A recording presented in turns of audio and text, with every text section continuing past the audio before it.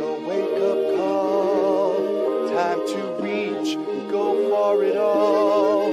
Vulture stirs inside of me, and I know what I can be. Limit is the sky. Hey world, watch me fly. The best part of waking up is vultures in your blood.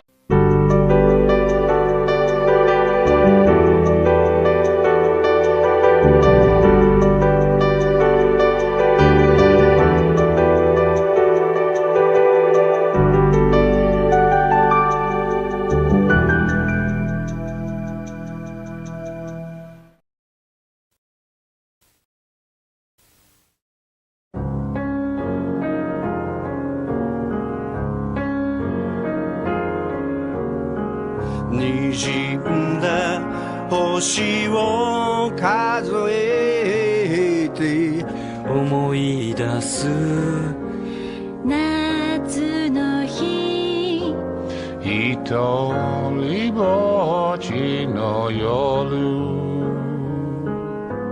幸せは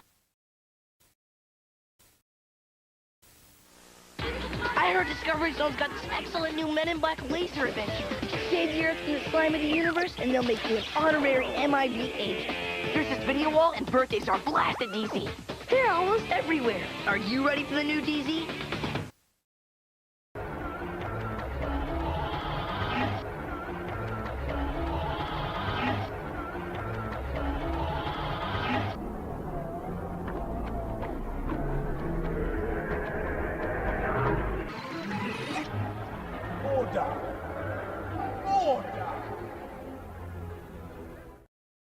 What do you do with a bunch of cops like these? One's a kleptomaniac. One's a compulsively violent ventriloquist. One's addicted to danger. And their leader's a transplanted Cajun who makes up his own rules as he goes along. What do you do with a bunch of cops like these? Give them a psychiatrist and pray.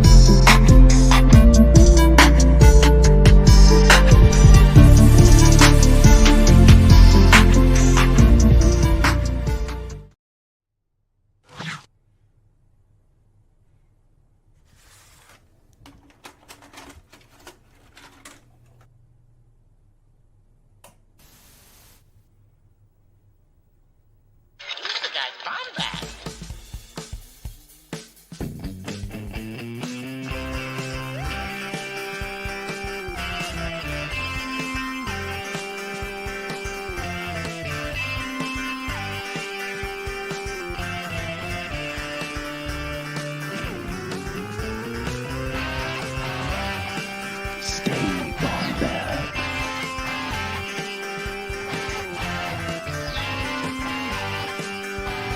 Welcome to the Bombadcast. All right, let's check this stuff out real quick. What the? What? Where? Sold out? What is this? Where's my little green walking man? He's gone? They're all gone? I don't even... How does this happen? Let's see. How many can I buy per purchase? Let's see. Okay. Tickets, pricing. Let's just see how many I can buy per person. Man, it looks like everything's sold out. I don't see it on here. I might have to look it up. Oh, I just got a text. Oh, you could buy 20 tickets per person. That's fucking normal. Huh. All right. Well, Jerry, what do you think of this? Being able to buy 20 tickets per person. You silly rabbit, you can't go to the Star Wars Celebration website. You have to go to vividseats.com. Oh, it's good. That's where they are. Now, disclaimer. Prices may be below or above market value. So, just say it. I don't really know what that disclaimer is supposed to mean. I guess it gets them out of a lot of scrapes, Yeah. So, yeah. This is not There we very go. pork chungus of you, No, I mean, There we hey, go. man, I'm a regular Erica Quirk. Just, I'm out here blasting my fireworks. Oh, shit. There's being 9,085 sad about my fans husband. shopping for this. There's 9,085 people that are looking to get tickets to the Oh, site. What the 9,000. How many? 9,008. 9,085. It looks like there's people 9,085 chumps that shouldn't be doing that. Don't give them the satisfaction. I want to see the listings of. Let's go to eBay. Yeah. Let's do it. This Let's is do it. very strange. So usually, to my knowledge, the 4-day pass takes like a couple of days to sell out. We've been before, Yeah. I've been 17, 19, 2022, 2025. And these things usually take a couple of days to sell it. So look at Star Wars. Well, What happened here? I think that they were they wanted to make sure they know people can buy multiples at the same time, so they wanted to make sure. Did you see that the Disney did someone contacted Disney and they did say, well, we wanted people to be able to buy multiples because some people would have to, just in case the Duggars want to go to Star Wars Celebration. That's a name I haven't heard in a long time. Long time. Huh. So this is Is this normal? I think so. I think it is. This is how did it's been every people year. react to this? How did people react to this? Let's see. I don't know. We have the best scalpers in the galaxy. You guys need to at least acknowledge the fact that people were purposely scalping tickets to sell them at a higher price. Oh, this doesn't sound good. Respect this coming up incredibly tone deaf to the actual fans who deserve to go to SCLA. Oh my God, what is? People do not seem to quite the fans got the tickets terribly handled. What did we post about this? Because I know we had. I think that we were. These. Let's see. You did. I was at a doctor's appointment. Scotty was manning the computer for this, and What did we say I think you did a good job. But you know what? I think we were well measured and well tempered in our response. Oh, here we go. Yeah. This what is did we say? Jerry, can you read what the post says? It's really small. Let's see. Shout out to Reed Pop for fucking us in the ass. Having to buy 2 sets of tickets for each day. See you all at Celebration. We're on the way, guys. We are on the way. And, yeah. Well, you know what? Scotty, I think we probably, listen, we've made them wait long enough. Maybe we should bring in at least our third co-host, It's sad. This is their one of take those on seasonal things where like Joe shows up and Joe shows nippies and Joe opens the chest a little bit, shows some chest hair, and then we gotta reel him back in. Right. But Joe goes back in the little cage. Much like the birds will come around for the spring and the summer, Yes. but then they will disappear in the winter, and so we can't have that beauty all the time. No, we just gotta make him sure he's on all fours in his cage at all time. Bringing in our most handsome guest host, as always, someone we worship literally at their feet, the one and only Joe Organa.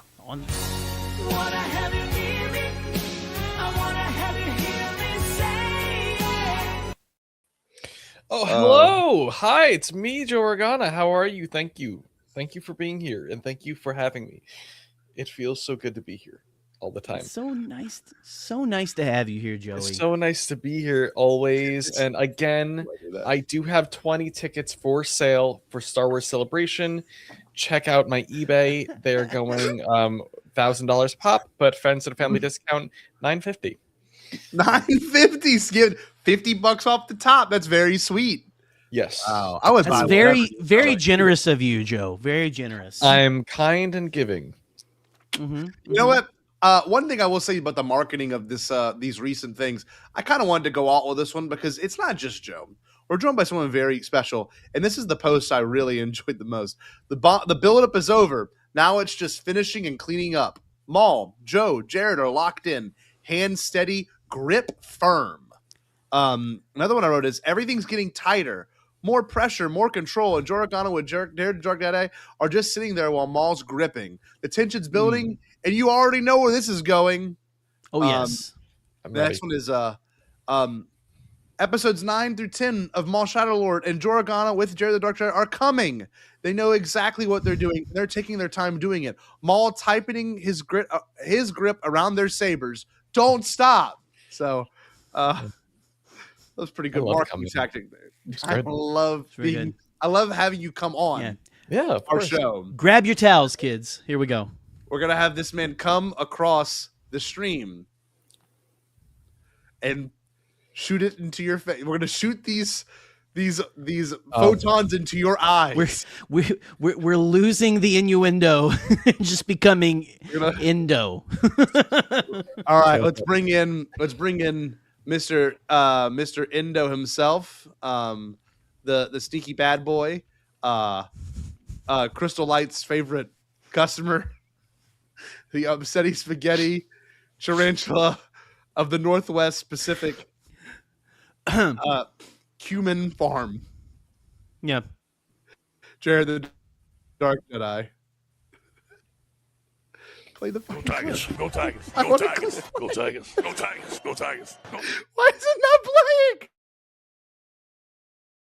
Is the clip not playing? And now everyone's mics are muted. Oh, shit. Oh, fuck. Hold on.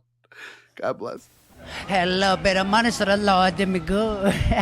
Got all kind of shit. Got the glow sticks. I got the gotcha bag. Got the Hawaiian punch. Man, everybody won't holler at pop what you need. I got it. If I ain't got it, I can find it. You understand? I'm selling glow sticks. Glow sticks that go with the yeah. You know what I'm saying? Okay, hold on. He's not even. Wait. Hey. Wait, I was gonna say, are we bringing I Jarod was going in? line by line with Popeye. You did a good job. Real quick, first of all, I personally came watching this episode of Maul Shadow Lord because my boy went belt Multiple to ass times. like I knew he would. Speaking of belt to ass, if you scalped 20 tickets for Star Wars Celebration for the benefit of your health, I hope I don't find you in a dark alley. Or a well-lit one. Or even a well-lit one at that point. Yeah. But hello, happy to be here. Jarod, John your for first Lacey appearance Captain. in the great age of 2026. Your first Yeah, the appearance. big 2-6. How'd that feel? Taking 5 months to get here. I mean, listen, man, if I had to wait 5 months to get to talk about what might be one of the best depictions of Darth Vader in the new canon, it's worth the wait. That's my boy right there. Joe, what's it like seeing Jarod on screen? I know you all do Luminous Odyssey together. Shout out to Luminous Odyssey, by the way, Michael McCoy's RPG series on his channel over there. Obviously, we were all part of Ionized Bastards. This is the new iteration. What's it like seeing him in Bombad stream, Joe? Does it kind of get you randy? What's going on there? Yeah, it's crazy. Like you said, we are in Luminous Odyssey a lot, but we're playing characters during Luminous Odyssey, so we're really not ourselves. Jared's playing know-it-all with Star Wars history knowledge, and I'm playing a dumb slut. So really, it's nothing like Nothing like reality. Nothing reality like at all. Right Yeah, so it's refreshing to actually have one-on-one interaction, Joe Oregon and Jarod the Dark Yes, Jedi. this is rare. It is. A rare occurrence. By the way, happy to have both of you here. Wonderful people in the chat as well. We got Buck, who's wonderful. We got Woodsy, my cousin Troy, who is coming to us. Troy. Actually, I don't know if it's that odd yet. I'm gonna hold something back. I don't know who else is watching. You came lightsaber. Of course you came lightsaber. Go burr. They was burring. It was burn pretty good now, brother. Burn like crazy. Oh, Joe and I dancing. There were some Windows 95 like Oh, yeah. screensaver type shit in this, like in the best way. Yeah. You know? It'd be like one of those old StarWars.coms, like download this, you know, and It's you like would've- when you go like Yes. you would go searching for like a desktop for your family's computer or something like that. You know, it was just like Sick a background. screenshot. Yeah. Sick Records 2004. And you're just like, oh, dude, this is sick. And it's like a Sick, very. brah. I can look it up right now. Anyway. Yeah. Anyway. I didn't write any show notes for this. Obviously, it's been Teacher Appreciation Week. Also, it's Scott doesn't stop doing really? things week for some reason. Oh yeah. No one said. Oh. No one said congrats. It's fine. Give a hey, chance to, congrats. Really, but happy Teacher Appreciation Week. Thank you, everyone. I'm gonna find a sick background, and we're gonna make the Bombadcast background a sick background. I found a pretty good one. This one is very Jared coded, and this is not an insult. Okay. This is just extremely Jared coded. You have to say it's not an insult, right? I mean, I gotta make a caveat. I don't want to upset my boy. Hold on. Let me add this. This is badass. All right, y'all. So this is gonna be. So when you're thinking of Darth Maul, you should be picturing this. Oh shit! Holy fuck! No way! How cool is that? I looked up sick background 2004, and it's like a Nazi. It's a literal. He's got the Nazi stripe. Does he? But does he have Anakin and Obi-Wan from Revenge of the Sith in his eyes? Dude, for a second there, that's what I thought it was. That's what it looks. That looks like Anakin's pose, like in the when they look like Scar and Simba going at it. Oh my god. Joe, does this make you more heterosexual? Is that like when you see that, are you like, I'm overwhelmed by the heterosexual nature of this, or does it make you more queer? When I see that, I smell cigarettes, and it makes me think of someone's mom who orders whiskey to the door. But that's just childhood trauma. I think. Damn, that was specific. Well, it also makes me think of bisexual men who only actually date women. Because that's like something that they would have as like a screensaver, specifically. I love you too, buddy. Maybe it wasn't a Nazi. Maybe it was a leather daddy. You know, because they kind of have those hats or something like that. It's a Nazi. It's a nice. Yeah, Nazi. it is very much a Nazi. I thought it was showing a cop. this. I thought it was a cop. I thought it was a cop too. Now I think it's a member of Hydra. I think it's just someone who wears Ed Hardy. Yeah.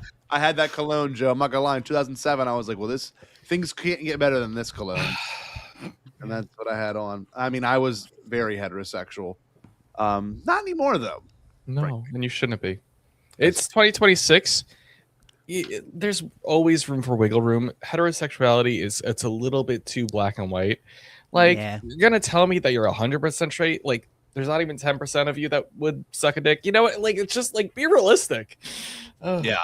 Come on, this one's another one I found pretty sick. There's so much of this. I actually have this on a T-shirt. Yeah. What does it mean? What does it mean? It's. The Guy Fawkes mask already means "fuck you," right? Like it already is already like. What are we trying? What is the message? I don't get it. Like it's a bit too on the nose. It's like it's a kid very derivative high school who's really trying to look for symbolism and say, "Hey guys, I'm smarter than you," but really it's not giving what he thinks. It's giving limp dick libertarian. Yes. Yeah. So all I looked up was sick backgrounds 2004, and this is actually supplying something. Let me show you this. These were somebody's MySpace background for sure. Like they coded this into their MySpace. It's a combination of the both. This one's very interesting. Look at this one. This one, the combination of the both. This is, and we're gonna get them all. Just hold on. This is something This is fucking crazy. Oh man, a little bit of quirky Chungus there too with the mustache. Look at that. I love that. Yeah. I love. It's giving come and take it, but also lay epic bacon. It's very LA. It's giving LA. It is very LA. I like that, Joe. Yeah. I'm gonna go work on. I can see that. I can see that airbrushed on the back of a T-shirt. Absolutely. Of course. But real talk. Obviously, Joe's been on for the past 5 episodes. Jared is now finally coming on. Jared, I just want to hear how you felt about this show, like just tenfold. Give me the love, glaze this shit. David Collins, your boy, Star Killer's back. What the H? I was looking forward to this show, and I didn't know what to expect. The Maul Shadowlord has ended up being a show that like has so many multitudes, more so than I think a lot of people expected. I don't think everybody was expecting the criminal underworld element to be what it was here. I think in a lot of Star Wars stories, and this isn't a good or a bad thing. I think it's just a neutral idea. The criminal underworld kind of tends to be set dressing. and carries a lot of water aesthetically, but isn't really like the center. Even in like Star Wars underworld type stories, it's kind of set dressing for the most part. And the Maul Shadow Lord goes, okay, well, we're going to do a crime noir. It's going to feel like The Dark Knight. It's going to feel like The Batman. Obviously intentional. You know, they said Janix is kind of loosely inspired by Gotham City. And, you know, there are legitimate horror elements, and the show is also incredibly introspective. And I just was absolutely blown away by it. As Darth Maul as a character was always something, was always a fixture in this story that I looked at before this show as being a compelling character study, but not a character who I was like in love with. Like I could appreciate Maul, you know, Freddie Prinze Jr., Sisyphus, yes. But it was always like, oh yeah, like Maul's really cool. And there's this very clear, straightforward story about how the unwillingness to heal will inevitably kill you. And I kind of thought that's what was there. And by the end of this first season, I think Maul has so much more complexity than I gave him credit for. You know, I think being complex and being fascinating are two different things. I think you can have very simple characters who are incredibly fun to watch because if their worldview is so simplistic, then like that kind of boxes them into corners, or they have to make black and white decisions in a gray world. But you know, I've not been able to stop thinking about Maul having the moment where he looks at this reflection of his younger self and says the words, "I won't let him do this to anybody ever again." And hearing Maul come really close to acknowledging himself as not just the usurped heir apparent to the Sith Order, but as the victim of abuse. And that was a line being crossed I just didn't expect from him. At the end of the day, he can't not make this all about single-minded revenge. But there is a part of him that realizes that this is about breaking a cycle, but he doesn't want to break it. He just wants to be at the top of it. So I just absolutely in love with the show, in love with the characterization, remarkable ensemble. And then Darth Vader showed up, and I did a backflip and started throwing shit because I was so excited. Because let me make one thing clear about the Vader of it all before we even get into any of this. I neglected to mention this on the most recent Knights of the Nerd Republic. I didn't want to acknowledge the spoilers in case nobody saw it, but like I saw that leaked character poster. Me too. Like I knew we would see Darth Vader, and I assumed it would be not dissimilar to Rebel Season 1, you know, where we have like in this show when Marok does the whole like, "My Lord, Maul is here." Like I thought we might see Vader on the other side of that call, or like the season would end with Vader stepping off of a shuttle, getting ready to tear somebody up. You know, I didn't think he'd draw a sword. I did not think we would see Vader even draw a sword this season. Like fully was like, it's not happening this season.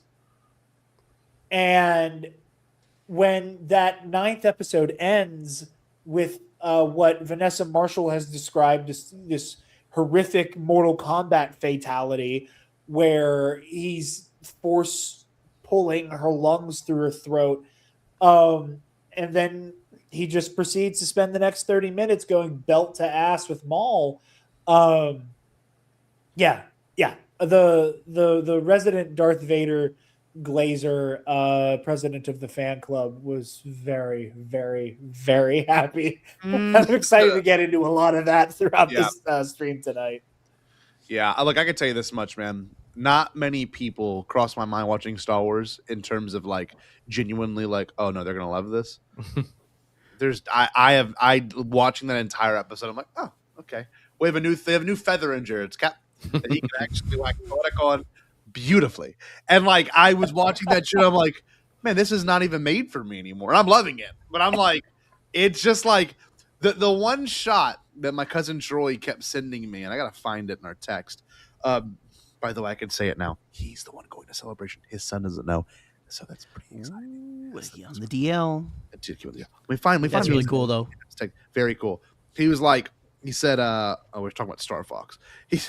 I like the design, by the way. I'm not gonna bitch. It was this shot, and this is the Star Wars wallpaper joke we were making. I mean, when they all, are you kidding me? Yeah, that was so cool. Are you kidding me? What? I love that. You know, that was you know what it reminds me of? It reminds me of if you do a Google image search of the phrase "Duel of the Fates," there was a shot of Maul fighting Qui-Gon and Obi-Wan that is not actually in the movie. Yes, I can look it up. Where they're in the hangar, Maul's sword is kind of like parallel to his body, Qui-Gon striking high, Obi-Wan's guarding low, and it like that shot's not in the movie, but like that felt like this show's answer to that specific shot. Where like almost all of the best Star Wars duels have a tableau of a certain point of the fight that is instantly recognizable. It's that for the Duel of the Fates, for the Battle of the right there. For the Battle of the Heroes, it's Obi-Wan and Anakin like holding on to their wrists as like the as the volcano erupts. You know, like they're like almost all of these fights have like a tableau that is just instantly that's it. And I love that the final like Marok and the Crow versus Devin, Maul, and Daki has one of those moments. I'm glad that tableau exists. And I just want to say, this isn't a complaint. I think it's wild that this 10th episode is so out of its goddamn gourd. And again, and I don't mean this as a pat me on the back way. I mean this is like all credit to the people who wrote these episodes. It felt like I was writing Vader with like the amount of like lunacy of like just Vader being unstoppable and how I love to see him. Like I almost feel bad for episode 9 because it does feel like it gets overshadowed a little bit. You know, like I think it's only now a couple days later that we've come down off the high of watching just the episode long duel to go, oh shit, Rookcast, Icarus, and Spybot done. So wait, let's get to that. 9 did feel overshadowed, and I think it's obviously intentional. That's why they've been dropping them in 2s. And you know, when I look back at the whole season, you know, I can honestly remember like probably I need to rewatch it, frankly. 5 huge moments, just humongous moments, and like I couldn't tell you what episode they were from because of the 2-episode drop. They didn't feel as complete as a Mandalorian does, or as complete as a Boba Fett, or even an Andor does. You know, sometimes these things feel very complete and whole, in the sense of like this is the episode to remember. You know, but I have to say this because we have 2 people in here that were very upset. I'm sure Jerry, I know, was actually upset. I'm sure you did actually get very upset when Spybot died. I saw it. I'm like, there's no way this dude's gonna make it. But I mean, well, I didn't think that. I didn't think that he wasn't going to make it. I thought the way he gets taken out is just heart wrenching. The way like Marok just like throws it past him to make sure he doesn't bring it back. He gets cut in half and goes master as he falls into the acid. Fuck you, Dave Filoni, or whoever did this shit. Brad Rao. Yeah. Oh, Rao, you asshole. But yeah, no. God, I thought we would get him for at least another season. You know, I thought he would like get to settle down in his own little, you know, homestead just outside of Grief Karga's town. You know. Nope. With Rookcast, and all my dreams are shattered. All my dreams. Can I tell you this? I had no money. I like if when this show started, all of our friends said, "Okay, we're going to do a Maul Shadow Lord Deadpool." I never in 1,100 million gajillion years would I put money on Spybot getting slimed. Never would I have put money on that, and. What I love so much about how much of a body count these episodes have is that, you know, Maul in his mind, you know, he's on the cusp of realizing that like he finally has community and that like he may even have been able to forge community with Devin and Daki like organically. Yeah. it would have started as a means to an end, but eventually I think there could have been community there if he let it. And what he isn't stopping to appreciate is, well, he has his eye on the ball so hard of Escape Janix, corrupt Devin. Escape Janix, corrupt Devin. He takes his eye off he won't take his eye off that ball long enough to realize, like, dog, the thing you want most, to have like undying loyalty, quite literally, is happening around you. People are dying for you. These people are like, this isn't just they're like, so these people here fucking care about you, and they're laying down their lives for you. And he doesn't, and he can't realize that, and that adds to the tragedy of all of them who die. But yeah, no, Spybot biting it. Just I was beside myself. I didn't even like glom onto him the way other people did. I was excited about more David W. Collins and Whitmer being Dark Jedi and droid companions again. Yes, but like I like when when that saber hit him, I was like, "Whoa!" In a weird way, that was the moment I went, "Nobody's safe." Yeah, that's how I felt too. Yeah, I was like that no one's gonna make it out of this bitch. The plucky sidekick. It was like the inverse of K2. It was like the inverse of K2 in Rogue One. Yeah, it was. Like, I think intellectually, like, a lot of us went in there assuming, and nobody's making it off of Scarif. Yeah. But like, if there was one member of that team who was definitely dead to rights the moment they stepped on that shuttle, it was K2. Yeah, that's just the nature of this. I think Spybot was the inverse of that, where if there's anybody who will make it out of this who isn't protected by canon, it's Spybot, and clearly incorrectly thought that. Wrong. Okay, Joe. Yes. Were you okay? Were you okay? When Spybot was unceremoniously cut down, I did scream at the top of my lungs. It's the moment of truest emotion I've felt in months. And I was devastated. He was the only one out there doing anything to help the team. Like, without Spybot, none of them would have got across that acid. Like, and what burns my buns more than Spybot dying is Two Boots living. Two Boots, this is all your fault. Everyone who's dead, it's wrong on your droid hands. died. It's on your hands. Spybot, honestly, was doing all the things you should have been doing. He was the true hero. You're the villain. Two Boots. Yes. We all hate you.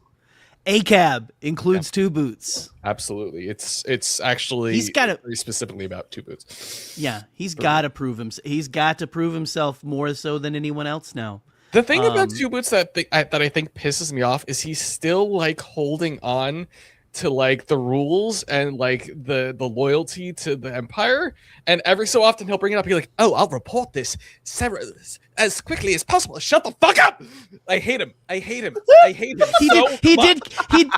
He did catch himself that time. He goes, "I don't. There's probably everyone's dying, and it's your fault." I hate him. It is so much. People always like give Jar Jar shit for giving the emergency powers to Palpatine, but fuck you, because Two Boots is a rat fink bitch. Period. God, he is should be in the bottom of that acid pool, not Spybot. Exactly. I just watched it, and I saw so many of the people in our chat that have hung out with us these past like 4 weeks get their hearts crushed. And I was like, damn. Like Joe said, it's like a cat. It's like the first cat droid we ever got. He's just a fucking cat. Through and through, And again, not only die, like, to be cut in half is one thing, but to be cut in half and then fall into an acid bath is something else entirely. Yeah. Well, and to call out like Jared was saying, these people are dying for you, to have that almost loving and mournful master kind of thing as he falls. Fuck you, Brad Rao. Yeah, and we had a couple of like moments of like tenderness between Maul and Spybot, which you don't see him being tender with anyone else. Like, he gave him a little nuzzle, and so like for that, he pats his head. Yes, and like that's sick for like possibly the only like loving relationship Maul has is with this Spybot. Am I wrong in remembering? I watched it just before this. Didn't he he's like the only one that he reacts to as well a little bit. Yeah. Like he gives a glance. Other than his brother. Does he do that to the brother too? He goes, my brother or something. Or am I crazy? Yeah. No, you're right. You're right. He does do that. And another person we didn't mention, because it happens in episode 10, but another death that was just super unexpected. And I don't know, maybe it's not a death.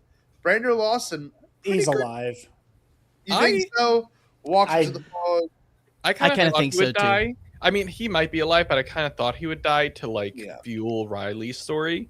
Because in my mind, season 2 there will be a time jump, and they're going to be older, and there's going to be like those two deaths, like Daki and Daddy Lawson, are going to be like fueling our two main characters, who I'm thinking are going to be Riley and Devin. Like, you know what I mean? Like I kind of was expecting that. I want to see the reason I'm sorry, Joe. I didn't mean to speak over. No, you're fine. I think one of the main reasons I think Lawson is alive is like there's a lot of talk about time skips. I don't know where I fall on that. I don't know how much I'm like. It also is like, how are we defining time skip? Like, is it like like season 1 came out a year ago, so in real time it's been a year? Like, do we qualify that as a time skip? Is there multiple years? Is that a time skip? So like different strokes for different folks. There's a lot of time to cover in this era, but for Lawson, I think for like literally a lawman who had his whole identity stripped away from him because he finally was like, I can't do this shit with the Empire anymore. And like, you know, everything's going tits up. Like, I think there's a part of me that's like, you're leaving a lot of really good storytelling real estate on the table if you don't put the ex-cop in a prison camp. Mm. And we don't catch up with Lawson, and for whatever reason, it needs to be broken out. But like having Lawson, who was like doing everything he was supposed to do to protect the citizens of Janix, to then end up behind bars for doing the right thing. You know, especially because it feels like this show has so much to say about, you know, congratulations, you've now learned that the system isn't broken; it's working as intended. And I think it's indeed, but so we need to bring this back. That's like we need to bring like this back. What'd you say? We just need to bring this whole thing back. And this is a whole thing. We should make stickers that instead of your Snoke theory sucks, we should say, give us your Snoke theory. But yeah, no, I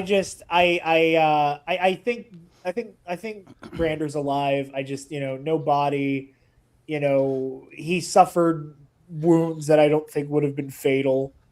You know, like he gets tagged a couple times. I don't think that was enough to put him down. I think he probably takes a fall and he gets scooped up by the Empire and they just torture him for however long. They're not above showing, you know, dead bodies in this show either. Yeah. We see Daki die. We see stormtroopers, by the way, die horrifically. You see the one dude get shot in the face? Yes. That was awesome. It left such a big hole. It was crazy. But hey, Crystal. Well, what's up, Crystal? Good to see you. But the way he runs off into the mist. I didn't think about it when I watched it the morning of. When I watched it when it dropped, I was like, oh yeah, he's gone. Rewatching it just a little bit ago, it does feel like they're kind of leaving it open if they want to. It could go good. I like what you were saying, Joe, for Riley's story. Yeah. It makes sense, but I also, at the same time, Jared, I see where you're coming from, and it feels like they're leaving it, like maybe they haven't made that decision quite yet, or I mean, they hadn't at the time, so they wanted to kind of leave that door kind of partially ajar, you know? Well, you also have the way that it could be such a brilliant wedge between Devin and Riley. Yep. You know, like if for whatever reason they do have to rescue Lawson, or Lawson breaks out and he catches up with them, you know, while Devin is being taught by Maul these lessons in resentment and these lessons in abandonment, to have Devin have to look at Riley and go, oh, congratulations, your fucking dad's alive.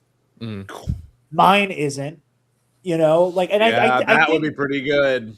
I like think that because I think Devin is like meant to be developing this sense of resentment and abandonment that Maul uniquely knows how to exploit. Mhm. And the Buck, kiss my ass. I accidentally borrowed a joke from Eli. Piss off. But I did accidentally steal Buskin his last canoe. But I think that Devin's learning all these lessons that like retroactively from Maul. This is one of my early predictions. Devin says to Docky, "Hey, maybe we should steal some fruit." Docky says no. Devin steals the fruit anyway. She gets picked up by the cops. Docky doesn't do shit. Docky has an opportunity to save Devin and instead chooses to save the citizens of Janix, who would just as soon as sell 2 Jedi out for 20 credits right. and a fucking sandwich. That's right. And she gets carted away by Maul. She comes back to him, and they're happy to see each other. They're so happy to see each other, but there's still that, hey, I feel like we should like do something. And Docky's still incredibly passive until he is directly affected by this. And it is when Docky is in the immediate like line of fire. What is the first thing Docky does? He just goes to Lawson's apartment. Yeah. I was kind of pissed about that. Ruins Brander Lawson's fucking life. Yeah. Because he just shows up. And There's I don't a lot think of that's that. lost on Devin. And I think that by the time like all is said and done, Devin gets to have this complicated relationship with her master who is gone, who she can never resolve this with. In the same way that Maul has this relationship with a master, he'll never get an opportunity to resolve it. I think he knows deep down, I'm never going to end up in the same room as Sidious. But like, I think Devin having to go, okay, so my master would rather uphold dead ideals and keep in her mind bullshit Jedi dogma on life support than protect me, than do something that could have protected me. And in the name of like being, whoop-de-whoop, I'm a Jedi master, yay, he got himself killed. And now and then he left me with Darth fucking Maul. Yeah. I think she's going to develop a real sense of abandonment, not unlike Anakin Skywalker's. And I think that like that would be such a great wedge to go, oh, yay, of course Lawson survived. Of course, everybody who would be affected by this gets out scot-free except for me. Man, my thing too is like you look at the structure of the show, and it's a little bit more clear now. We know Devin's inevitable turn, but like from the first scene, I didn't even connect that yet. Of like, no, don't steal the food. The food will be given to you. Like she had to earn all of that to get to this point. And like obviously, Maul pushing Diodaki was one of the our most gut-wrenching things I've seen in Star Wars animation. That was crazy. Probably ever. I was like, I was like, that is messed up. But he doesn't for a minute. Cool. I was like, yeah, that's one of the. It's one of those. Sorry, Jerry, you go. I've been yapping. No, all I was gonna say is that for a minute, you these last couple episodes, you're kind of believing that Maul has decent intentions this time, But then like he just reveals it again. He's like, no, I'm still evil. Me. Yeah. I still want to be the one who takes Sidious down, and I'll do what I can to do that. He's becoming, in a way, he's also being controlling like Sidious. I don't know if he even realizes he's doing the same exact thing that Sidious did to him. He's repeating that cycle. Mm-hmm. I think he also saw that in that moment it was an unwinnable situation, and his best option was to get out of there and save himself, and also rid him of Docky, which would give him Devin. So I think he was just like, he's an opportunist. He always has been, and he always will be. You know what I mean? Ever since he was abandoned, he's always going to take the opportunities. But back to what Jarod was saying before, where there's a lot of waiting around by Docky, where Docky didn't actually do anything until it was affecting him directly. And I think that's a theme in this show, because there's another character who was doing the exact same thing, and I wanted to point it out. Two Boots didn't turn on anyone until they took his fucking boots. He did not give a shit. All these people were dying. The Empire Right. was taking over. It was affecting everything. He didn't lock in until they took away his boots. So there's a lot of complacency in this show. It's a theme, guys. Look it up. Right. Right. I mean, what I think is interesting about Docky is that, like, you know, it goes to show that, like, not every dysfunctional parent-child, master-student relationship is malicious. You know, like what Right. Sidious does to Maul is very malicious. Like it is done with malice in his heart, and I think Docky does a lot of the same things to Devin unintentionally. You know, I don't think in Docky's mind he's registering. I didn't take proactive actions, incredibly rash, out of their mind, proactive actions until I knew I was in the crosshairs. You know, I don't think he thinks of it that way. I don't think he realizes he did it like that. And he'll never have an opportunity to have that pointed out to him now. You know, like I think that goes to so much of it. But where, you know, and I'm kind of shitting on Docky, and I don't mean to. I do think he's a good man. I think he's a good Jedi. But like the other thing with Docky, where he does embody like what it means to be a Jedi, and where he does very much stand on what he had been saying this whole season, when he does get force pushed in the back and get knocked into Vader a little bit, as you said, Scott, like he doesn't flinch. It doesn't slow him down. It does not disrupt the momentum of his fight with Vader at all. And a lesser man, a lesser Jedi would have been thrown off their game and immediately gone, what the fuck was that? Which was the intention. Which was the intention. You know, and I think that's a really subtle way of kind of hearkening back to like what Obi-Wan says to Maul before he murders Satine. Where, you know, where he's talking about like, you know, you can kill me, but you'll never destroy me and you'll never turn me to the dark side. You know, and I think on some level, like that's again another instance where somebody who is maybe misguided, maybe wrong, maybe, you know, fucking up as a parent and as a mentor, but somebody who has decency in their, not just their heart, but in their bones, in their cellular makeup, decency, they will not be distracted by or dragged down to Maul's level. You know, because Docky is old enough to have developed past being able to be mind fucked the way Maul was as a young man, and the way that he's trying to do to another impressionable, like abandoned student. I just know this show. When I went into it, I was thinking it'd be way more Maul centered, and it came out in a way that I wasn't expecting. Like I thought it'd be more about Maul luring Devin in, but not having events lead to Devin wanting to then turn.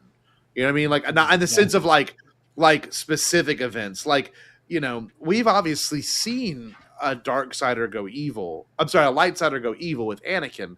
You know, we've seen it in the Acolyte. We've seen it in different ways, but the way it happened here was very different. You know, the mentor kind of failing the, you know, mentee. Like it was very cool, very well done. It's, you know, the most understandable fall to the dark side. Yeah, I was gonna say, like, understand why she's doing it. You know, the seduction wasn't Because as it's a matter of circumstance. No, the seduction of what we've seen with Anakin was like, no, he would literally like was convinced that he had to save his wife. And then the Acolyte, it was so much deeper than that. You know, with this, it was like family circumstantial and like my life's a lie. Whereas this, it's like, oh my God, like I don't want to do this, but I just saw my master get slain and nothing's going to stop him. And then all Devin's motivation is to kill Vader.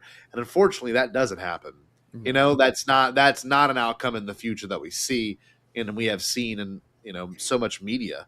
And another to give its flowers too, and I know Jared could talk about this forever, the Obi-Wan line, you know, he hunted down and destroyed all the Jedi. Like we haven't really seen that except for comics, you know. It's always been, you know, Inquisitors kind of doing the job, you know, or not like tangentially doing the job with some situations. You know, like when they killed that guy from Kenobi, you know, they hung him up. So like, you know, we've never actually seen Vader go be that dude, that guy, and like actually, you know, chop him down. But seeing Docky go down, it felt like a felt like a payoff to a thing that we've kind of lived up to in our heads the longest time, like just a machine walking through a field and just mowing down people.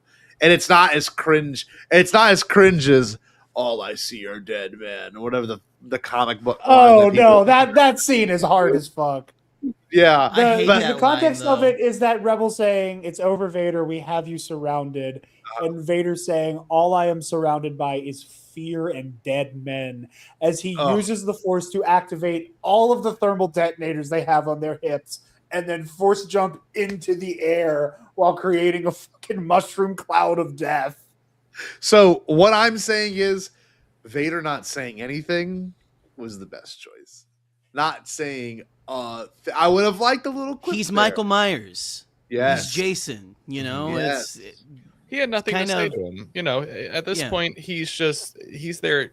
I don't think he has any respect for Maul. I don't think he has any fear of any of these people. You know what I mean? Like, to him, they're nothing. He's there on an assignment. He doesn't really give a shit. You know what I mean? And the fact that anyone even got away is probably a shock. So, Jared, give me your conspiracy brain here. He sees Mom, recognizes Mom, or is he kind of blinded so much with the dark side? I just like my cousin just said, bro, trying to run over him as a kid. Like, is that going Jared or Jerry? Both either. I just don't know. I just don't know what y'all, because I don't know how I feel about it. Because I'm like, he's got to know Maul. He's got that little part of his brain has to go, oh shit, that's the guy Obi-Wan killed that changed the course of my life. Or he might not go that way at all. He might be like, I just gotta fucking kill this dude. You know, like I have no idea. I'll let Jerry talk. Jerry, what the hell do you think? Yeah, because I'm going to go on forever. So Jerry, please go first. Well, no, it's like I don't think that it's a matter. I think that he definitely recognizes Maul. I think that it's the other way around. I think that Maul is not necessarily figuring out who he is, you know, like he's trying to piece it together, which I know is that he's under a mask and everything like that. I think he recognizes him. I just think he just, like Jared or like y'all were saying, he just doesn't care. He's like, you're just in my way of doing what I want to do, which, you know, as we know, is trying to resurrect his wife, at least for the first few years. Anakin is inherently sentimental. Like, that's like a character flaw of Anakin Skywalker.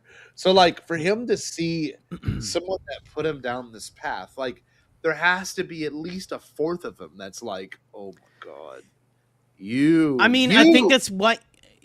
I mean, it definitely, I think, fuels him. You know, all the pain that Maul has put him through in the Clone Wars and everything. You know, Obi-Wan and all that. You know, I mean, no matter how he feels about Obi-Wan.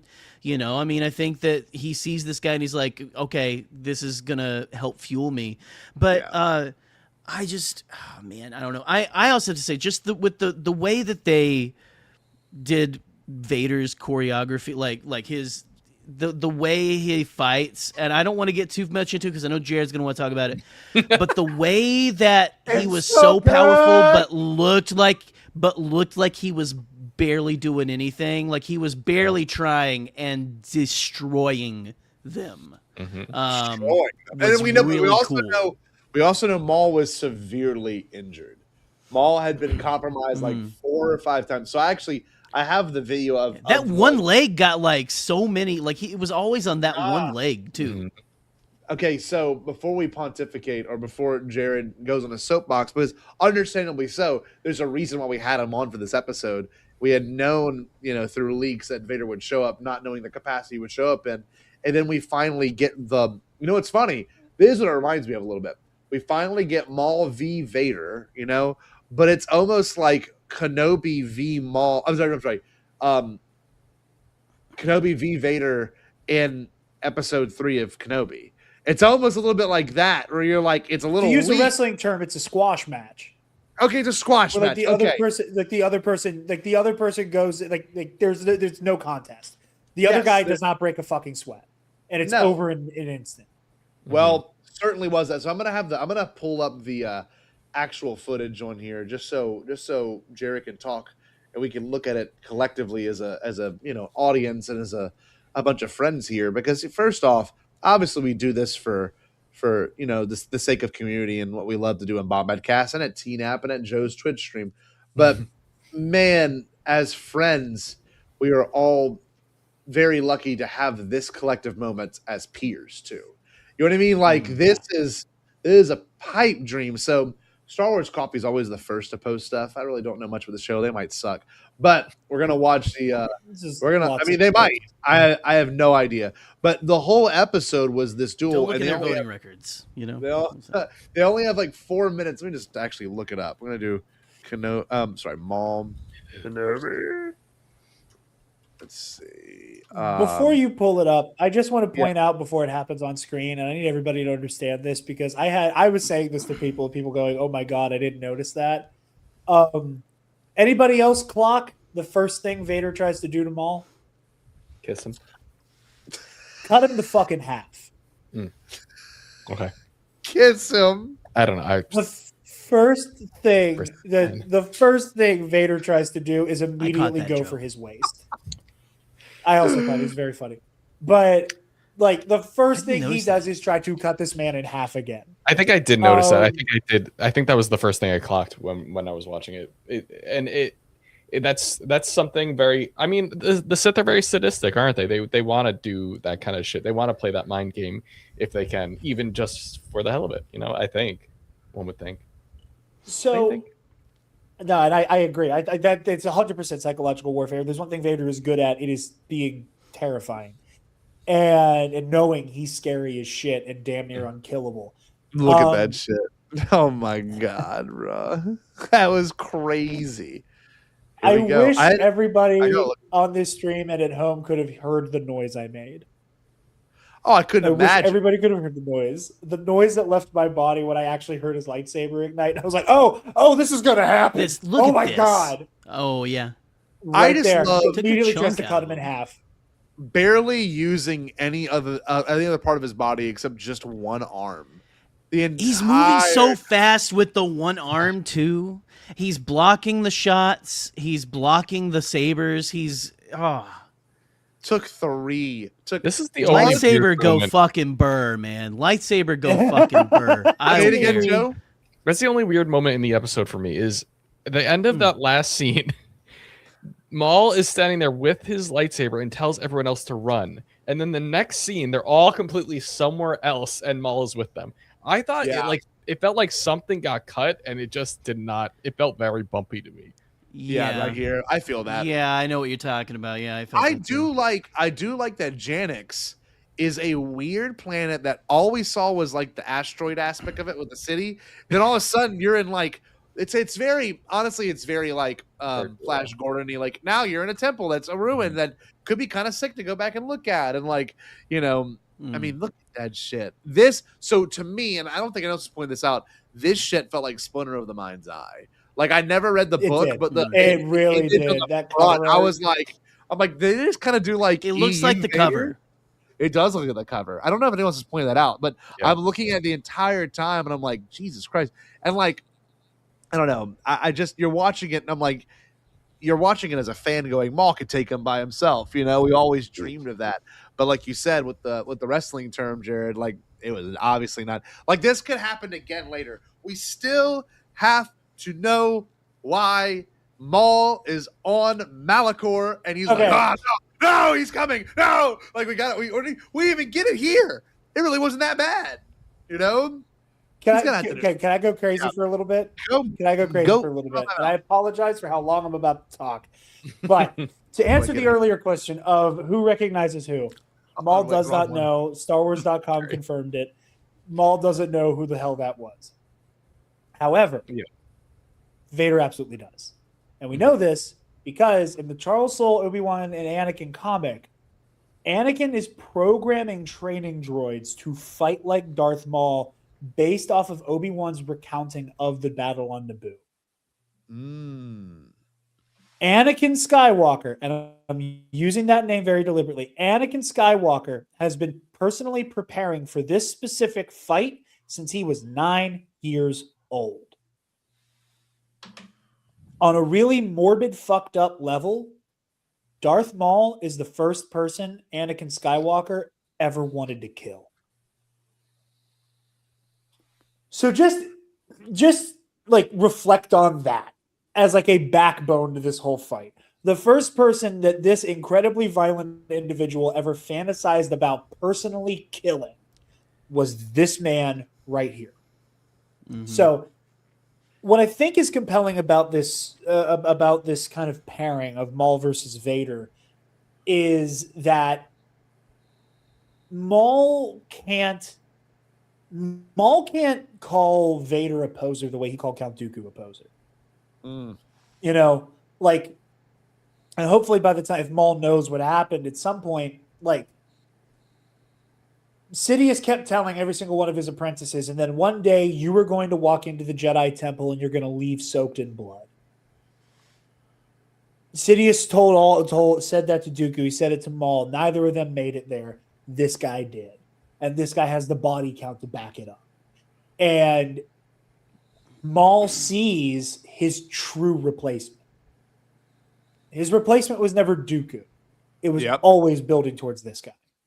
And this is why you had to be cast aside. Because I can't afford to pass up this for you. God bless. So there's that element. There's also the side of Vader, where Vader has to look at Maul and go, my life was ruined the day you killed Qui-Gon Jinn. That's right. My life goes down the path it did because you murdered the closest thing I ever had to a father in cold blood. And now I just have to live with that. You know, I can trace everything back to that day on Naboo. And ever since he was a kid, he's been training to fight this guy. During the Clone Wars, he never got a crack at him. But he wanted it so fucking bad. And now that he is no longer Anakin Skywalker, he is now Darth Vader, he has the permission structure to cut loose. He has the permission, both spiritually and in terms of, like, you know, the rules that he is guided by, to just go, yeah, I want to kill this guy. I'm going to show up. I'm going to kill him, and I'm going to make it hurt, and it's going to feel good when I kill him dead. That's where his head would normally be at. But because there was so much going on with Vader internally, both being forced upon him by the Emperor, but also like internally understanding like how he's supposed to be, if he comes into this fight with all that baggage, that's Anakin Skywalker who's here to kill Darth Maul, not Darth Vader. So in a really weird way, Vader has to behave more Jedi-like to suppress Anakin's feelings and not give in to the hatred and rage he has for this guy so that he can actually do the job as he's supposed to. So like, that in and of itself is wild. And I think that manifests in the fight, and I think it manifests in the choreography, because Vader is being, like, that's why he's quiet. Because if he starts speaking, it's no matter how deep in James Earl Jones' hole, that doesn't matter how much of that is there, that will be Anakin Skywalker's voice. Do you hold on? I'm going to bring myself back in for 2 seconds. Do you think they avoided that because of the AI thing, or do you think they're looking for a new voice?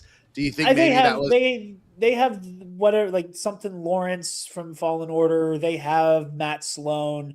They have two great Vader voice actors that they could call on. I think it was an artistic choice. I think it was an artistic choice because I think we're getting around. I think we're getting round two. I think we're getting round two, and I think round two is when the secret is out.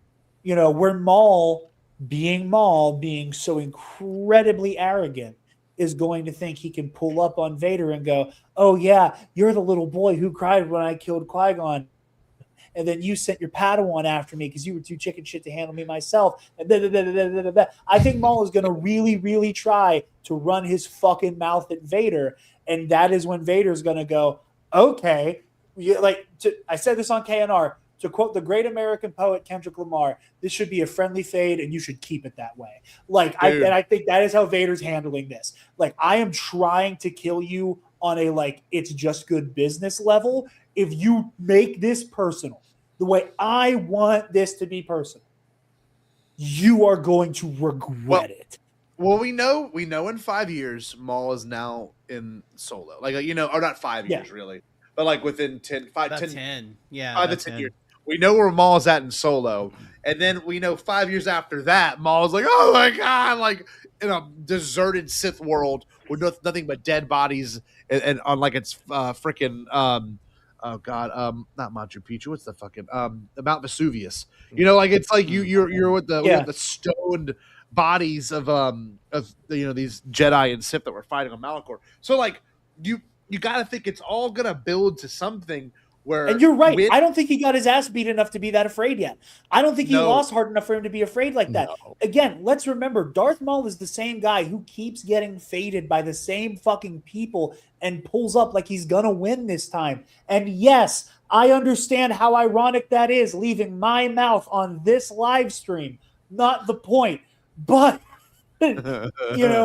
on some level, I don't think Maul got traumatized enough. And I think when round 2 comes, and I think round 2 is a coming, it is going, like we see, again, the first thing Vader tries to do is cut him in half. And I think when round 2 happens and Maul tries to get in his head, and Maul makes the very, very bad mistake of waking Anakin Skywalker with no rules and no chains on him wake up, Vader's going to cut him in half. I said this on KNR, and I could just imagine the scene in my mind of them fighting, Vader cutting loose, absolutely putting Maul in his back foot. Again, look at how little effort is involved here. Look at how he's just butter. He is outpacing one of the fastest fighters we've seen in all of Star Wars. It's effortless. It is totally effortless. Yes. I have to ask you only because for the sake of conversation, I think it's crucial. Does Maul end up, let's just say in a season 2, get the upper hand and kind of mess up Vader a little bit? Because there has to be a motivation for Vader to be like, nah, you're not going to break my streak. You're not going to put me on my ass. That Maul, I feel like Maul has to put, because we have to have a little bit of a twist of like, now he's still Darth Maul. Maybe he's out of practice right now. Maybe because he's gone through hell for the last 48 hours. His life hasn't stopped. Like, I want to see Prime Maul, Prime Vader, and then I want to see Vader get his ass whooped. Then I want to see Vader be like, not again. No, I don't know. No, what I think is going to happen is what is about to happen on screen with Docky, because it's one of my favorite things that Vader does. When somebody gets a lucky hit in and tags Vader, that's when the fight ends, because he's done playing with his fucking food. He goes, okay, you're going to make me try a little bit? It's game over. Right here. Right there. And immediately, he's just the defense gets stronger. The counteroffensive is just literally shaking Docky's bones, and he just starts wailing on him. He's like, look at that shit, dude. This is my point. Well, no, it's crazy. No one else is pointing this out. Maybe you did on your show. Oh, I gotta go. Hold on. I'm so into this. So right here, he's literally doing the Luke move whenever Luke is striking at Vader. Return of the Jedi. Boom. He's doing the same exact move. I would like 100%. Lawson is clearly alive. After rewatching the You're scene. so right. Like Lawson clocking that and not telling anyone yet. Yeah, that means he's alive. Mm-hmm. Yeah, for sure to come back. Right here, watch some shit between Devin and Maul. I want to see this. This is when it literally becomes. Oh yeah, I didn't know Docky looked over. I haven't noticed that yet. Docky kind of looked like, you shithead. Yeah, there we go. Yeah, there we go. Right, right here. They literally do the whole do. Look at this. It's a little bit more. Right. Did I miss it? I think he went too far back. He's about to tag him again. Yeah. It's right after he tags him. Yeah, just like it is in Empire, because this happens in Empire too. Same spot. I also love that they have Vader again, to use another wrestling term, they have him no sell it. Where like every other time we see Vader get hit, he lets out a noise. Here, it's nothing. Yeah. Nothing more like a thwomp, I think, from Mario that I just did. I like that. But and again, I think that's how that fight goes down. Legitimately, I think he tags Vader, and Vader's like, "Oh, okay," and that's where the ego kicks in for Vader. I think that's one of those brief moments. God, I'm sorry, Docky, it's so good. But I think that's where that little bit of Anakin ego kicks in. Sorry, you said what you were about to say, because I'm going. I just love how it went from you're kind of like, oh no, Docky's down. Will we get a Vader speech? Jedi scum, some shit. Nope. It just cuts boom, to Devin. boom, boom. There you Boom. go. He's screwed. He knows he's done for.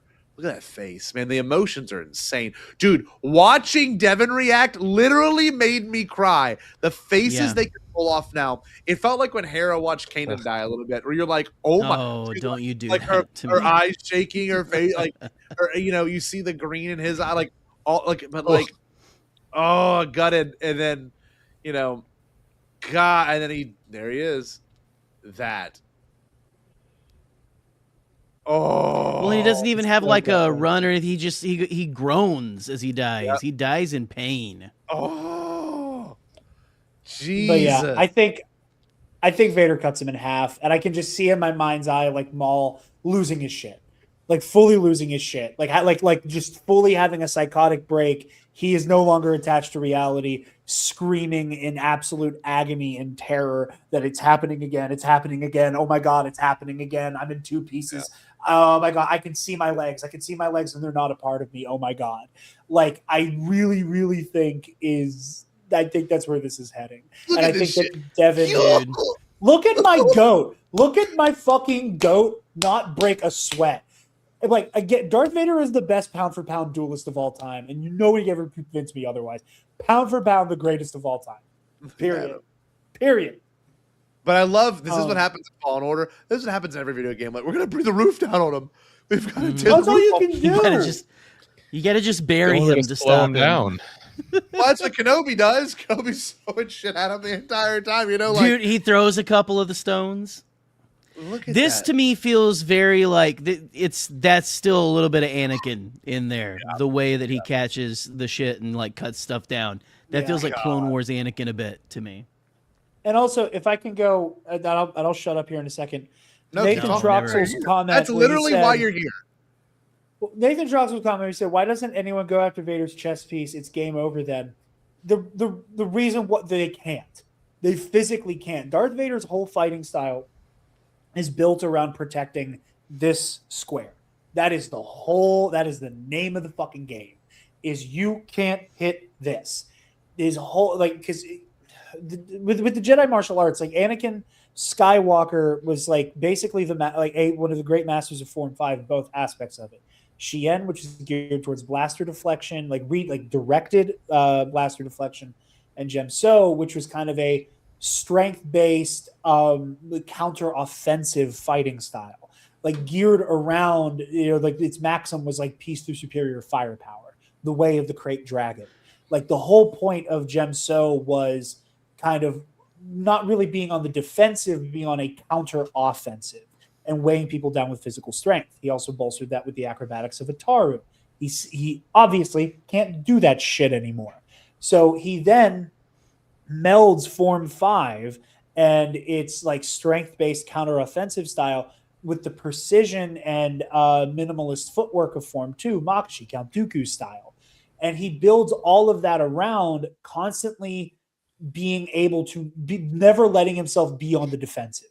You watch most Vader fights, he is not on the defensive. He is constantly wailing on the other guy. And even when they're attacking, he's just attacking back. He's not guarding. He's not blocking. He's not doing any defensive swordplay. It's constant offense, even as defense. The whole point of the fighting style is I left myself open on Mustafar. I got tore the fuck up because of it, and that's never happening again. Never happening again. And when you look at the way, the few times that Vader loses a fight, it's because he loses control and stops doing that counter-offensive and tries to just blitz somebody down. Somebody who can match him as a swordsman. That's why he loses to Obi-Wan Kenobi on the Unnamed Moon, because like Obi-Wan overwhelms him and then Vader's not able to protect him. Oh. Like that's the whole point. Like Obi-Wan's going for it. He's going for it with non-lethal force, but he's still going for it because for once that specific like zone of defense is gone. And that is a once in a lifetime opportunity to go to town on Vader. I love because this is something you're so passionate about. And by the way, I'm going to get it pulled up real quick. There's a really cool video that Jarod put out recently. Put a lot of work into it. Give me 1 second. Hold Jared, tell us about this video. Not that we're wrapping up right now, but we will wrap up in a little bit. But you recently put out a video that is nothing but like these scenarios, but into a video game. Yeah, I have had the idea for a very long time that it is kind of insane that there are practically no Star Wars fighting games. There are two. Star Wars will turn 50 next year, and there are two fighting games, and both of them are kind of booty. Masters of Terraskazi and Star Wars: The Clone Wars lightsaber duels, yes. Which was a Wii exclusive. But no, this basically my pitch is that I elaborate on through the video for about an hour, is explaining how brilliant it would be to basically take the bones of Soul Calibur in the same way that NetherRealm Studios took the bones of Mortal Kombat and made Injustice. That Soul Calibur, that Project Soul, Bandai Namco, and Lucasfilm Games should take the bones of Soul Calibur and transplant it directly into Star Wars. Soul Calibur 4 obviously proved how brilliant this could be when they had Vader, Starkiller, and Yoda in it. And yeah, the video is titled "The Star Wars Fighting Game We Deserve." If I didn't have to title it in such a way that gave big YouTube vibes, that would have simply been called Star Wars Duelist, which is the name of this hypothetical game. But yeah, I've been thinking about it and talking about it for years. And over the course of the past year, kind of sat down, started writing the script, and been working with Mitch692 of his titular channel and Comic Book Cast, who just did a remarkable job editing this video and kind of bringing this pitch for this video game to life. I love Star Wars. I love sword fighting. I love lightsaber duels, and I love fighting games. And I think it's kind of buck wild that this doesn't exist. That's Star Wars Duelist. To explain some more of it too, you even had animations created about each character and what they would look like, and what their design would be, and their different title cards voiced by Alden Diaz. Like, it's not just like a discussion video. It's through and through like, this is my pitch. This would be a really fun idea, and like you explain each fighting style, who would be better over this, and like you can see a quick example of like what it visually looks like. But it's one of the best videos I've watched in a long time. I actually haven't even finished it yet. I can't wait to finish it this evening. But it's what we've talked about a lot. Look at sweet Trey. Hey, Trey. But look, I mean, you can see a lot of love and a lot of effort went into this. And I mean, funny enough, this was all made before Shadow Lord even wrapped up. So like the scenario that Derek pitched in here, of like Vader versus Maul, like we've now seen that and what that could actually look like in a much grander scale. And I one thing I do want to watch together, I kind of want to see the scene in Rebels where Maul does show back up and then they talk about Vader. Where is that part at? And they mention he like freaks the fuck out? Like, doesn't he go crazy? Or am I making that up? I don't think he doesn't go crazy, but he's like visibly shaken. He's like, we need to get the hell out of here because this is not going to end well. Is it in this scene where he goes more against of a the knowing? Inquisitors? It's right when they're at the top of the pyramid. Okay, so it's not this part, which is funny because we know he takes them all out. Yeah, Maul's fought these people before. Is it right? It's right as the I don't know. I can't remember exactly where it was.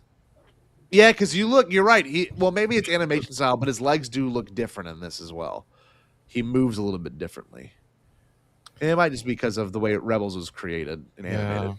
Man, all art is, valid, but like, fuck. Maul looks so much better than this. Yeah. Like, just the animation. I really don't care. Like, this, watching Maul Shadow Lord, I agree with you 100%, Joe, has showed me that I actually don't care for how Maul looks in Rebels. Yeah. Yeah. Yeah. The animation is just beautiful in Maul. Yeah, Maul is like the best of the best. Mm-hmm. Let's see. This is the same thing. Hold on. There was one they suggested at the end of the video that looked kind of right, like it was it. But man, I mean, to see a character now have season 1, we know there's a season 2, and I'm sure there's going to be a season 3. Not that I know anything, but I'm sure there's going to be a season 3, like they've done all these animated shows. This might be it right here. Is this?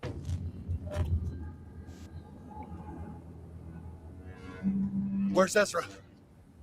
You mean my apprentice? What a prick.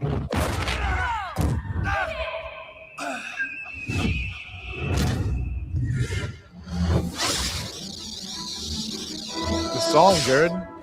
Oh, yeah. My apprentice is activating Run through a the fucking wall, man, every time. Precisely this battle station, which I shall use to exact my revenge on all my enemies. Man, where is it at? It's not here. I think it is before they fight the Inquisitors. Before they fight Inquisies? All right, hold on. Maul, Vader. I don't even know to look up. It's just such a good scene because he kind of has a freak, has like a weird look on his face. Rebels Maul reaction. That's not going to be it. It's going to be people freaking out about it. Well, I have to go back and look at it on my own time. But, you know, I will say being able to talk about this with y'all tonight has been such a wonderful experience. I can't believe that. Well, what are you laughing at? I'll say Woodsy's comment. Oh, right here, yeah. Oh, Master Iodaki. You're in good hands with Daki. That's right. Joke's on you. I don't know what else to say that I'm just excited for the next season. And me too. I want to see where they go. And I do want a time jump. Like I would love a 5-year. Mm-hmm. I would love a lot of time, frankly. But I also don't know if it's realistic. And these shows tend to do kind of shorter time jumps like Bad Batch did. You know? And then Bad Batch ends on a what's it called? Crazy time jump. A crazy epilogue where you're like, what? You know? Like, no way. And I just don't know if this one will do that or if this one will even continue into another show. Will Devin get her own show if she's a strong enough character? Will she show up in another movie? Like, man, we're just eating right now as Star Wars fans. We have a new movie coming out next. You know? I know. I can't wait. We're so excited. Crazy. I don't know what else you want to bring up. I mean, I just want him to whoop his ass even worse next season, man. I want Maul to win a little bit. I think he deserves it. I think Maul deserves to get a little bit. Let it not be a squash match. Let it not be a squash match. I don't think Maul can beat him. Quite frankly, maybe a hot take. I think Maul is the least powerful of Sidious's apprentices. Ooh. I don't think Maul can beat Dooku either. Oh, really? That's a take. I feel like a plate of cheese could beat Dooku. Like he's just an older gentleman. Dooku is one of the best to ever do it. Dooku is on the Mount Rushmore of lightsaber dualists. Okay, yeah, but he's like the same age as Chuck Grassley. I don't know. Look, Maul has testosterone. Maul has no nuts. It still has more testosterone than Dooku. I'm not intimidated by an old gay man. You know what I mean? Like I know what his house looks He's like. got exquisite pajamas, and his decorating leaves a little bit to be desired, but those stained glass. That is a really skin in Star Wars Duelist. Exquisite pajamas. That is a skin. I like that. Yeah, I'm excited for the next season. I hope to see. I don't know. I want Devin to be really cool and dark side and badass. I really do want to see that. I think that would be so neat. And I would love, I don't know, I would love Darth Maul to get his ass beat over and over again. I kind of disagree with Scotty. I don't want him to win over. I want Maul. Barry, are you on my side? Do you want Maul just to get one little I got to beat, Palpatine's puppy. You know what I mean? Like that's what I want, man. I think he's gonna get one little hit like Daki and Luke and all of them, and then it's over. I don't think he can. Darth Vader ain't getting his ass beat. Like, let's be honest. In this in Rebels, when he is so scared of Vader, then why? Because he just never beat him. Gotta get scared. Listen. Will he put him against the rope? Probably, but I don't think he's gonna knock him down. You know what I mean? I don't think he's gonna Yeah, again, I don't think he's gonna win a fight. I think if he's gonna beat Vader in any way, it's gonna be mentally. I think if anything, he'll rattle Anakin out of Vader a little bit, which is gonna make him just scarier, like Jared was saying. I think if Maul has the advantage over Darth Vader at all, it's mentally, and he can probably pull something out of him that maybe scares Maul even more. I think Scotty, your wet dream of Maul having his moment over Vader is maybe a Look, pipe. all these guys got Maul tattoos in the 90s for a reason, and that's the same reason. This is the reason they got them. That's all I'm going to say. They got them because they're like, this guy's the new Darth Vader. And, like, give it to me for a little bit. And we've had Maul do some sick shit. We have. But, man, just to get one whoop-ass, and I'm not talking the classic, like, that's the one thing I hate about Survivor. Like I didn't even play the game, but, like, old girl gets a good strike on him, and like, I want Vader not to be like messed up, but I certainly want Vader to like, at least like be like, oh no, I can't. You want Vader to work for it. You want Vader to have to actually try. That's all I want. Well, we all want that too. I want to make it clear. I want it to be more. I want it to be a more competitive fight, especially if it's a 1v1 where like Maul is like, oh, like he can't actually keep up with Vader. I just don't think he can outfence him. I don't think he can outfence him. I don't think he should. I love acrobatic ass Maul from TPM, and I know he's like 20 years older. I mean, not even 20 years older. I know he's 15 years older. I know he's older. I feel it. I get it. But still, like, come on, fix that leg up, baby. But does age even matter? Because Jarod said he can't even beat Dooku, who is very old. And do you think, honestly, okay, Jarod, I have a question for you. If Maul can't beat Dooku, do you think he has a shot at Yaddle? I think Maul could take Yaddle. I was joking, but okay. He took it so serious. Nerd. I'm sorry. I like listen. My undiagnosed-tism goes real hard when it comes to who would win in a fight. I think he has a shot at Yaddle. So okay. I apologize. No, you're fine. That's a lesson that could go for all of us. Shoot your shot, my fault kids. for me thinking. In theory, you know what's funny? Dooku did lose to Yoda. So let's just be real on that for a second. So,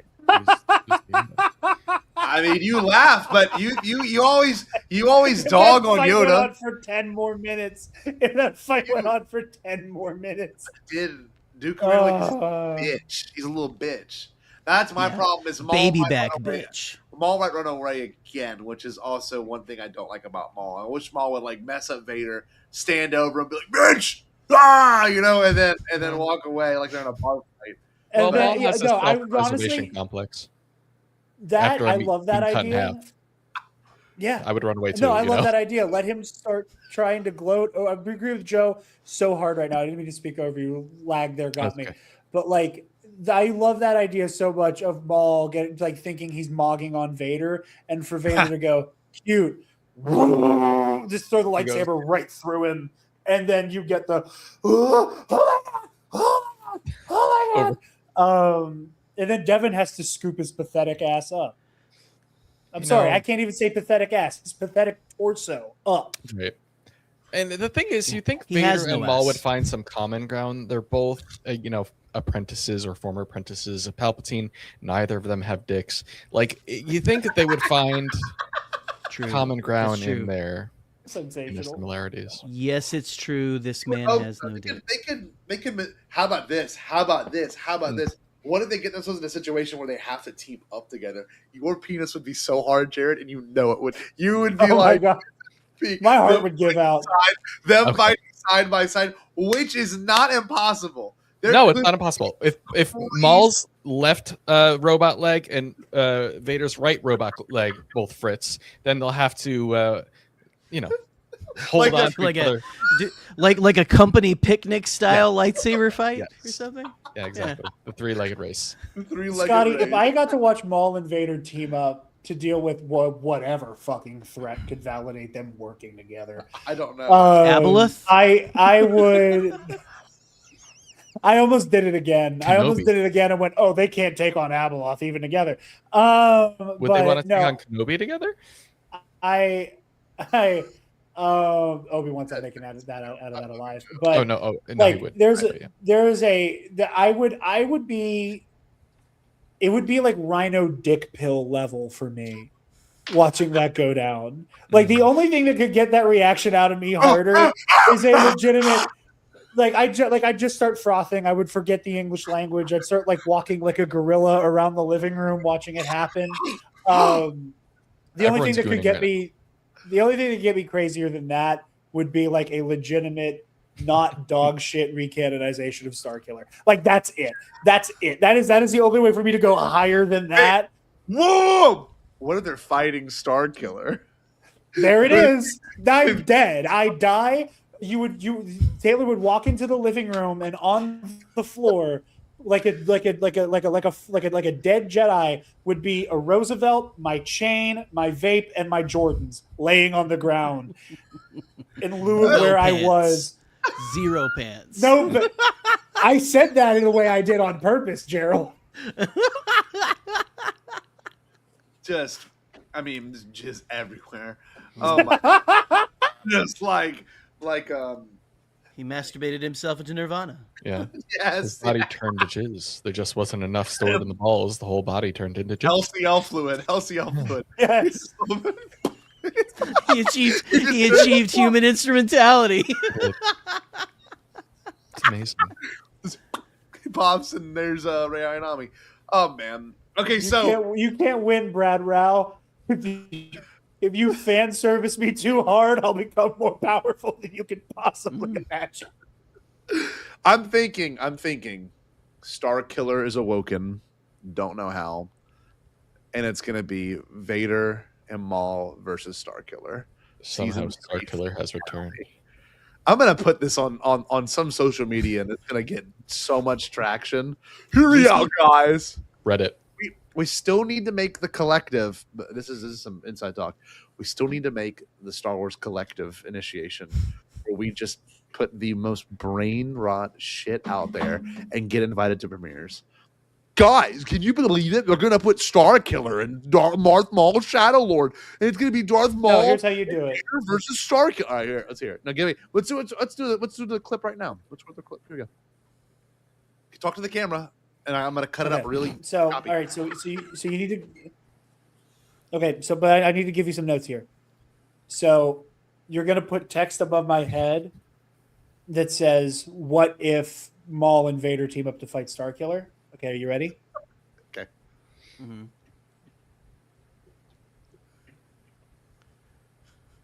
Instant premiere invite.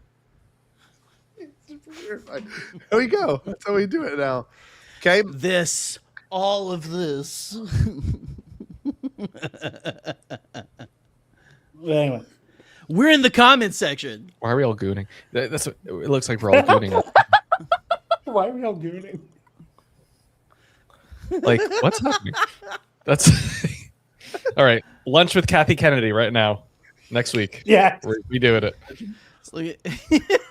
I would fight him. We are referring to Galen Merrick Woodsy, and you know this. I love that. The secret technique. Darth it's like Vader 10 times bigger Darth than the Maul Death on Star. Oh my god. God, that's a specific type of Star Wars slop I fucking hate, and I'm glad I don't see it as much as I used to. It'd be people like I'm gonna name names. It'd be people like the fucking Stupendous Wave, like that motherfucker, who would post like once a week there was a video that was like the secret or forbidden technique that blank used to defeat blank, and every time it was a Jedi dismembered a guy. Every time. It was just a Jedi cut off a limb. And just flagrantly incorrect. That's one of their go-tos. Because that is not forbidden. But happens a lot, actually. Yeah. You'd be surprised. Obi-Wan Kenobi did it in a goddamn bar. Just did in a bar. Twice. Yeah. Oh, he did it. He did do it twice in a bar. In the first movie, the same bar. Baba and Zam. Two different bars. In the fifth movie and the first movie. Man, I didn't mean to do that. Get some new tricks, Obi-Wan. Jeez. Hey, we're gonna wrap up here. This has been one of my favorite discussions I've had in a while, especially with the show. And it's not Joragana's last appearance, y'all. It's a hot Joragana summer, I'm sure. He will definitely show back up. Joe has even told us that he would really actually take on like the third. You know, he'd be the one we finish the third on. Chair. Yeah, he'd be the one we. Yeah, he's the one that sits in the other. Yeah, you know, he's the one that sit there going. Watching me and Jerry play tennis with our. Yes, I would. Yeah. I would. Yeah. But real talk, Joe, I'm so glad we had you over the past 5 weeks. You're one of our favorite people. Do you have anything you want to say to our Bombad audience before you make your great return, probably in the near future? I would just like to say that I'm so grateful that you'll have me on here every so often. And I love being here and I love talking Star Wars. And maybe I don't contribute as much knowledge as Jared or as much funniness as Scotty or as much dad energy as Jerry. But I bring something to the table and it's usually chest hair. So thank you for having me. I love being here. Please don't kick me out. I want to be accepted by you. Wow. Good job. Thank you. Hey, thank you, Joe Organa, for making me a racist. You're welcome. Oh yeah, Addison Rae. Guys, look her up. Great first album. Dude, I'm just thankful that you made me a racist. Oh, of course. You know what? You have great taste, and therefore you are a racist. I just love good music, and I'm a racist. Jared, let's hear it from you, buddy. Yeah. That got me. That got me. That disoriented me.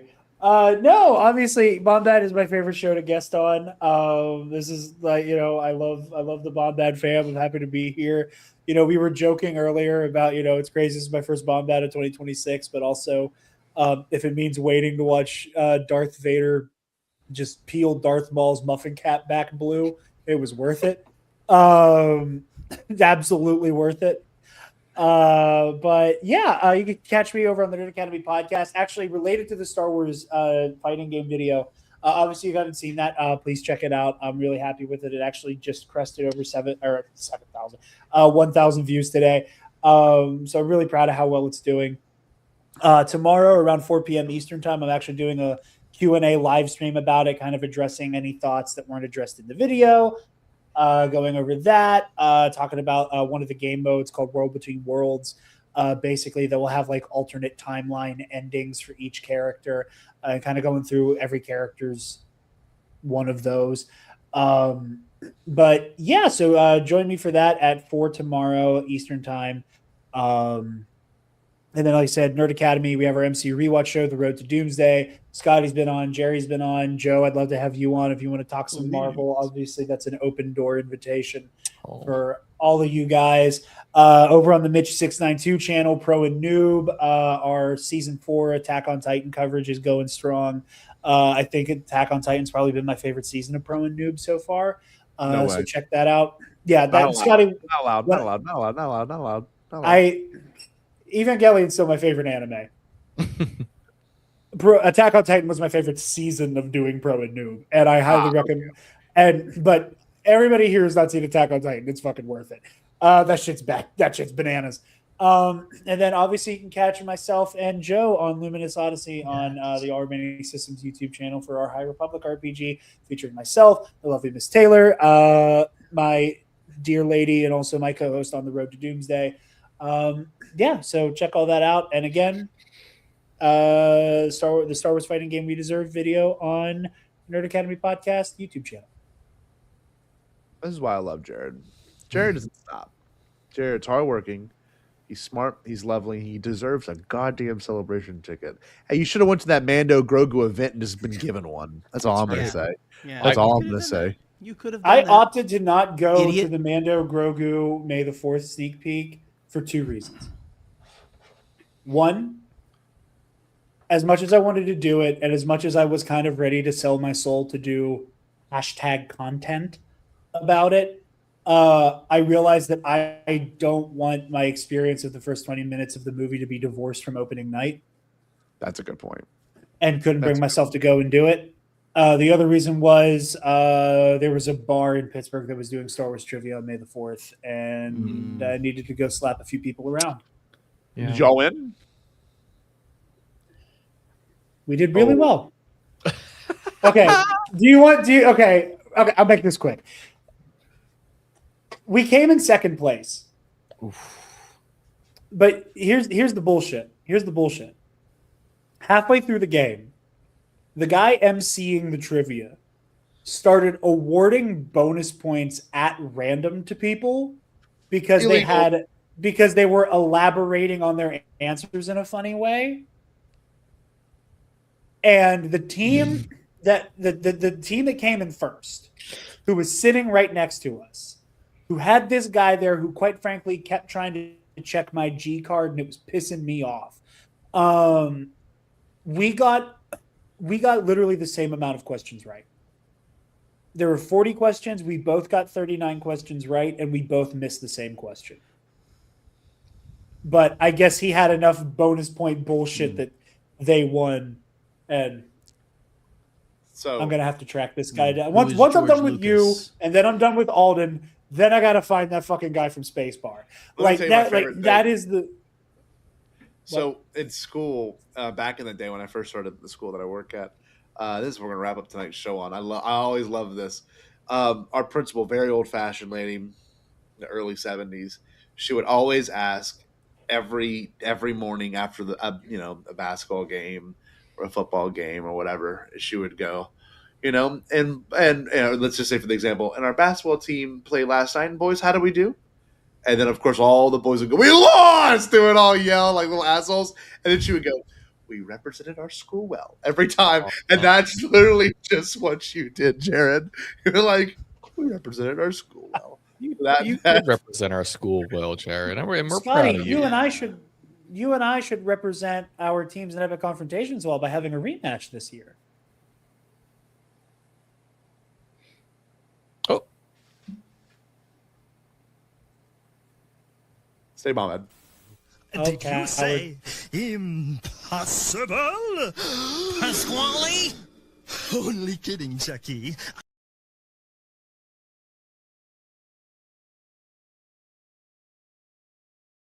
You're muted. God damn, I feel like I'm doing IT for the goddamn baseball coach of the high school. Holy shit. Okay, the iPad's not working. How do you Skype on this thing? Where's Periscope? Let me ask you, Periscope? Good night. I haven't thought about that happening in years. Just kidding. A high school coach doesn't know what Periscope even is. Okay, continue. So next week, Jerry and I's plan. I haven't even told him this yet. Next week, we're gonna be eating. We're gonna do a mukbang. We're gonna try to get the Burger King meal for the Mandel. Oh, look, Jared's getting excited. He just started cheering in the background. Is that what you want? Oh, he's muted too. Hold on. Oh, he's muted. Good. Why does this keep happening? You gotta unmute yourself. It won't even let me unmute you. I don't know why. Joe, do you want to eat We food? should just keep him like this. Joe doesn't eat food, by the way. I love That was eating weird. food. No, I thought it was funny because I made this exact joke in our one group chat, like verbatim said, Jerry and Scotty should do a Burger King Mando mukbang. Yeah. And it's even funnier hearing you say it. Burger King Mando mukbang. That's all. You guys should do that. I think it would be amazing, and I would like to see it. I would like to watch it. It sounds like it's on the top 10 on Pornhub right now, honestly. A little bit. You could probably upload it there. Probably. Do you have a channel? Try that. I know. I've always wanted to. Do you? You should have a Bombadcast channel. Do you think get- people would actually? Do you think people would actually watch it? I think so. Just like, and not even have like porn on it. Just completely, just a like podcast. me and Scotty eating food. Yeah.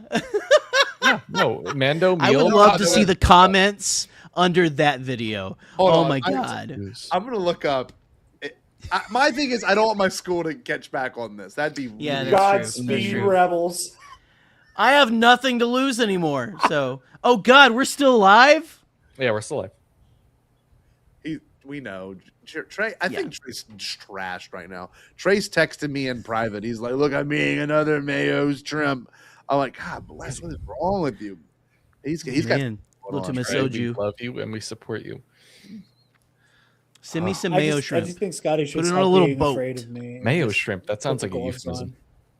I really am good. Vader and you are Maul, and don't act like that's not the case. You know don't it's think the, it is. I'm wearing the red. I'm wearing. Come on, like what are we doing? I'm wearing more black than you are. Okay, yeah, Jared's Vader, Scotty's Maul, Jerry's Docky. You're Devin. I'm Two Boots. No. You're never Don't say gonna that be about too much yourself. for me. I know. I love No, you. you're not Joe. too bad. Joe's been giving But out I'm privilege Spybot. these past- You're There Spybot. you go.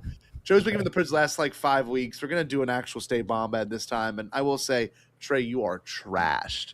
You stopped sending me pictures. Trey's like, I got a film camera. Look at me. We think you doth protest too much. Yeah. Oh, shots fired. Shots fired, Trey. Shots fired, Trey. Trey so smashed. Trey smashed. Trey's a shrimp. Joe's a shrimp. Oh.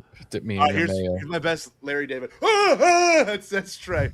That's fucking Trey. Every time Trey just spat out his alcoholic beverage when you did that. Just there. What? Oh my god. What? I have a that's Larry David. What? Anyway, I'm gonna get off now. Locked my tea. We did. Is Trey a racist too? I don't know. Trey, are you an Addison racist fan? Addison Ray? Are you a racist? The plot has never been more lost. Well, we'll text Yes, him. he is. Trey confirmed racist. And we love Addison Ray. Okay. Joe, give us a good Stay Bombad, and then we'll play the actual ending song, and then we'll eat mukbang food next week on Pornhub. Yes, we will. All right. Well, Stay Bombad. I'm gonna come. Did you say impossible? Pasquale? Only kidding, Jackie. I've changed my tune because I finally thought of a possible dream that we can all share. What is it? Pasquale? It's a dream about a world when nobody is poor or sick or hungry. Oh, now that's a dream we can make come true. I'm gonna make a change for once in my life. It's gonna feel real good. Gonna make a difference. Gonna make it right. As I point up the collar on my favorite winter coat, this wind is blowing my mind. I see the kids in the street with not enough to eat. Who am I to be blind, pretending not to see their need? Alzheimer's disregard, a broken bottle top, and a one-man soul. They follow each other on the wind, you know, 'cause they got nowhere to go. That's why I want you to know I'm starting with the man in the mirror. I'm asking him to change his ways, and no message could have been any clearer. If you want to make the world a better place, take a look at yourself and then make a change. I'm starting with the man in the mirror. Oh yeah, I'm asking him to change his ways. come on, change. No message could have been any clearer. If you want to make the world a better place, take a look at yourself and then make a change. I'm starting with the man in the mirror. Oh yeah, I'm asking him to change his ways. no message could have been any clearer. If you want to make the world a better place, take a look at yourself and then make a change. Time for us to take a break, but we wouldn't dream of being gone for long. See you in a little bit.